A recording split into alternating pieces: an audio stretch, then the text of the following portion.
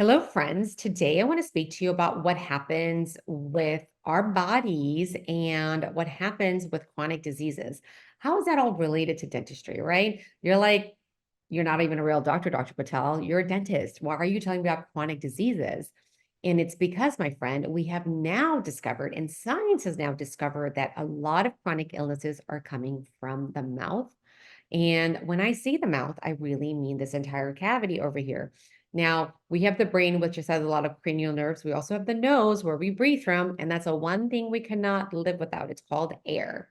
Now, thirdly, we have the microbiome, which is our good or gut healthy bacteria, which is what we really need.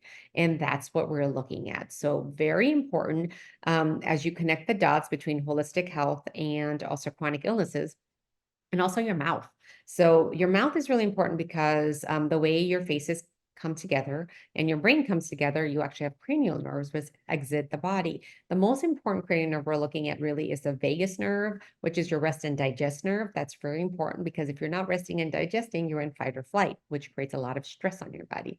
If you have a lot of stress on your body, you're going to be creating chronic illness. Now, for example, with patients with hypothyroidism, what we find is that they have a traumatic event that occurs and they end up being stressed for about 18 months to 2 years, and then their thyroid goes lower. It's because our bodies are designed to fix themselves for a short period of time. It's just that when our bodies are under chronic stress or under chronic disease, we're not able to heal very well, and that leads to diseases. We also find patients who have hypothyroidism will probably end up with three sort of autoimmune disorders, and a lot of times we find eczema is very common. We also find arthritis is very common. And now these are all diseases that are preventable by making sure that we're nose breathing, making sure we're staying healthier, we're managing our stress levels, and making sure that we're in the rest and digest phase of our bodies.